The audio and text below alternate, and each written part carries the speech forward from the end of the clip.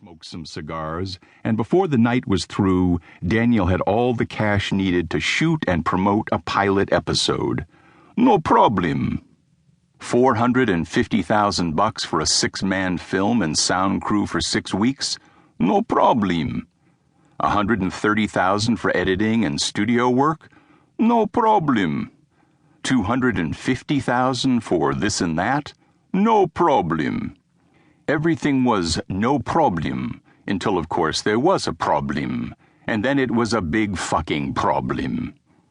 In the end, it turned out that even by forgiving post-Soviet standards, the man at the craps table, the one who'd fronted all those expenses, could hardly be considered an entrepreneur. No, Filat Prezrikovich was a Russian mobster through and through.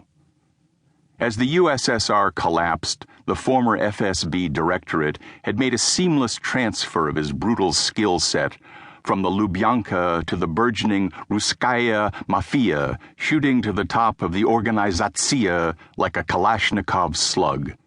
There was no shortage of men who were willing to do whatever it takes, but Filat was disturbingly eager to perform the twisted, unspeakable acts all those lesser sociopaths didn't have the stomach for. His uniquely depraved brutality quickly made the raging runt of Rubliuvka one of the most feared and revered men in the early days of the wild, wild East.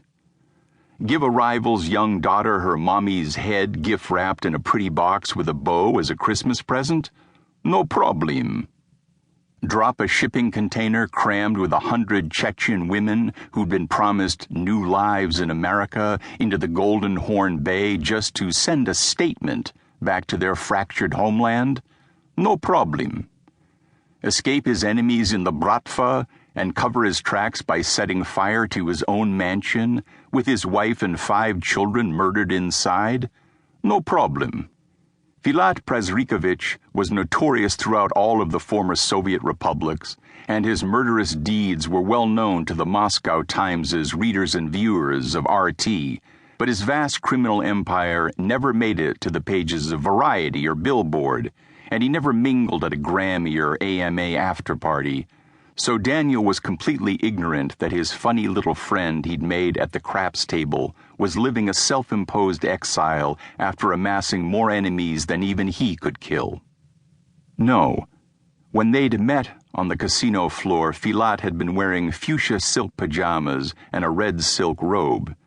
His salt and pepper Phil Spector hair shot straight out of his head like someone had dropped a Russell Hobbs toaster into his crystal-filled jacuzzi tub. Oh, the crazy had been on full public display all right, but under the cover of flagrantly displayed wealth, it seemed like harmless eccentricity, and if there was an advantage to be had, Daniel had been confident he could make it his. Blinded by hubris and greed, Daniel had rushed straight into the fire without heeding the flames.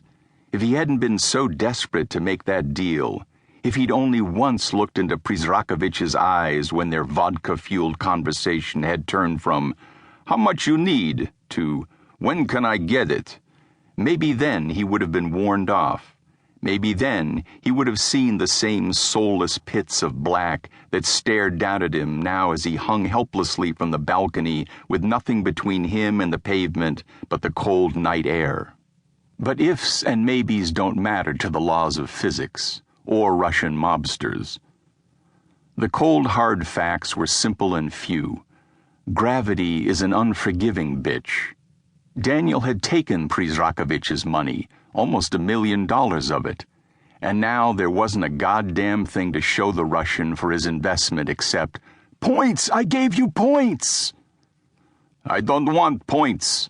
The Russian leaned over the railing so Daniel could see the cruel smile such a ridiculous suggestion brought to his face. "How do I spend points of show you cannot sell? How do I pay for all this with your fucking points?"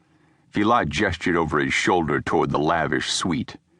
Inside, a party that had been intended to celebrate the deal Daniel had failed to close was raging on without anyone noticing, or at least acknowledging, what was happening to the guest of honor out on the balcony.